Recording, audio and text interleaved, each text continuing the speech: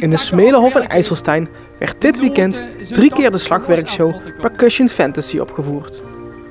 De shows starten met een voordracht van Wim Lemmens, die in een notendop de vereniging weergaf. De drumband is net een notenboom. De noten zijn nooit allemaal mooi tegelijk vallen. Maar mogen wij hopen dat deze 60-jarige boom nog lang door zal groeien. Dat wij geen takken af hoeven te knippen of duchtig bij moeten snoeien. Dat ook de jongen aan was tot volwaardige takken uit zijn groeien. Dan weet ik zeker dat deze prachtige boom hier in IJsselstein blijft bloeien. We bestaan dit jaar met het Percussion Ensemble 60 jaar. Dus 10 jaar geleden hebben we dit ook georganiseerd bij het 50-jarig jubileum.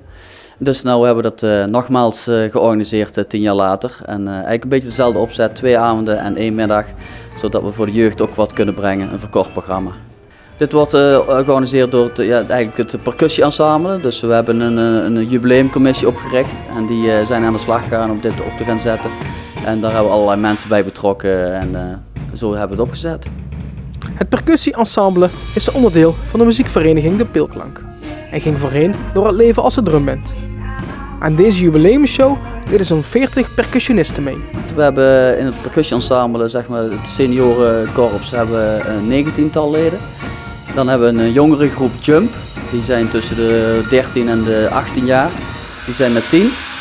En dan hebben we nog een jeugdige groep Yes, dat zijn echt maar die net begonnen zijn, die zijn op dit moment met 9. En dan hebben we ook nog een aantal die zijn net een opleiding gestart in september. Dat zijn er ook nog eens 6. Dus genoeg aanwas, dus dat is ook leuk dat je zoiets kunt organiseren. De gastoptredens werden onder andere verzorgd door Suzanne Spreeuwenberg, Desiree Jacobs en Don Mulders.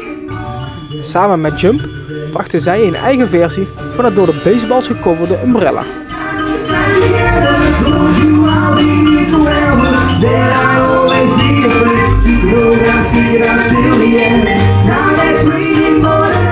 De diversiteit die met het drummersensemble gehaald kan worden, maakt het meedraaien in de vereniging leuk. Slagwerk, je kunt er van alles mee. Ja, zoals jullie straks zelf ook hebben kunnen zien, is dat je verschillende ekjes kunt doen met allerlei instrumenten of niet-instrumenten.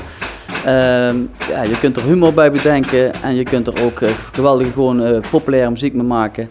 Met zang, met combo erbij, gitaar, toetsen, noem maar op. Ja, dat maakt het gewoon heel afwisselend.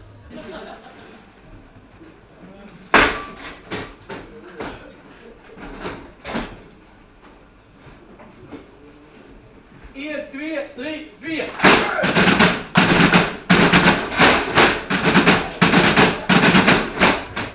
En al deze verschillende soorten kwamen aan bod. De ruim 500 gasten die de show het weekend bezochten, kregen een oeuvre van filmmuziek tot aan golden oldies geserveerd.